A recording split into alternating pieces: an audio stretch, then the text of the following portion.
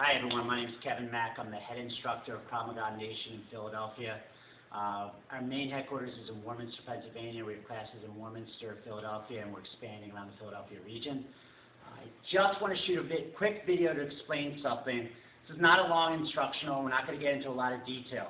It's just a little explanation on how you can use some common objects for self-defense. For this instance, we're going to use clothing.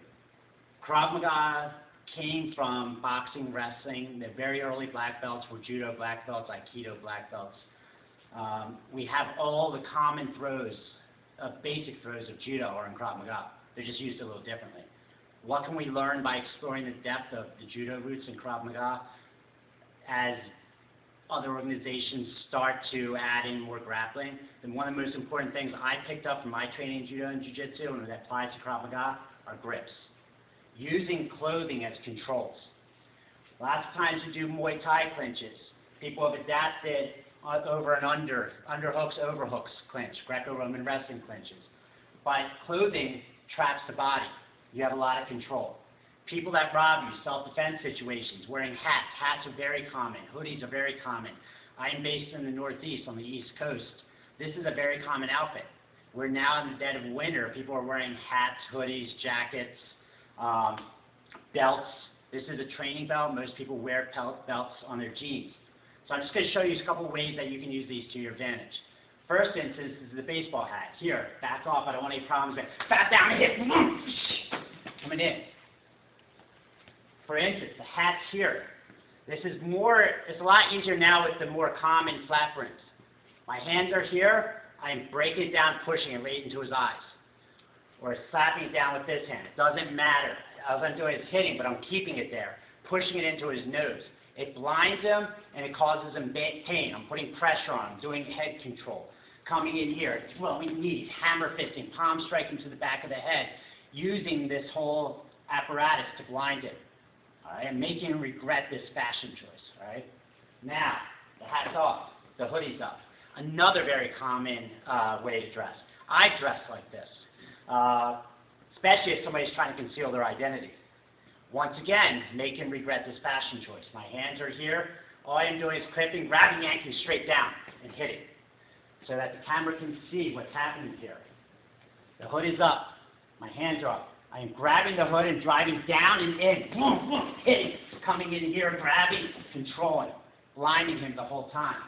I am not grabbing and pulling forward. That does nothing to blind him or obscure his vision. The hood is being pulled down in front of the eyes, punching his face as I'm doing that, controlling this, hitting, coming in, trapping. If you have knowledge of gi chokes from judo or jiu-jitsu, you can use the gi or the hood to choke him, coming in here, trapping down, blinding the eyes, doing chokes that way. Secondly, or thirdly, instead of Muay Thai clinches, grab the clothes, continue hitting. Or like hockey fighting, grabbing, wrapping, getting your judo grip, wrapping under, palm striking, pulling him in, coming in, continue attacking, head strike, pulling him in. If he has a belt, take the hoodie off. This works better with actually a fashion sort of belt because it has the loops to have control. I can grab here, just grab his belt, pull him into every strike. I'm punching his hip, pushing, boom, boom, keep hitting him. If I'm in the clinch here, we're in tight, he's bear hugging me, I can grab his belt here, if you see where my hand is, and all I'm doing is doing a quick Thai tabaki, pulling him out, pivoting him that way, and then continuing to hit.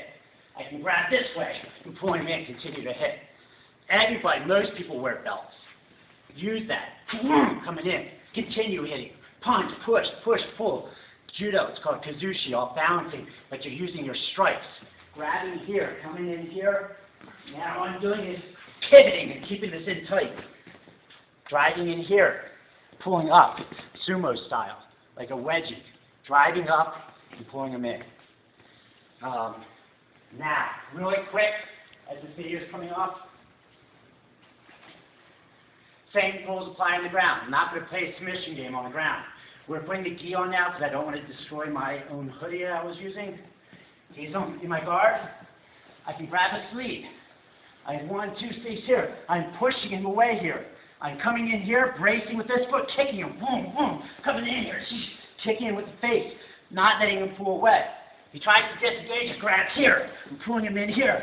Coming in, grabbing in here, grabbing sleeve. Heel to the back of the head, kicking. Grabbing in here, not letting him go. He tries to punch me. I push his arm away and continue hitting him. I switch legs. I continue to hit. It's basically grip control that you would find judo jiu-jitsu, but adding my strikes. Lapel grabs, punch it into his neck, elbow strike, coming in. That's how you can explore some of the grips and clothing controls of judo and mix it in with Krav Maga. I hope you learned just a little bit of what we do here, how we utilize clothing, how we approach self-defense, and how we're influenced by the roots of Krav Maga. Out of breath, sorry. Thanks. Take care.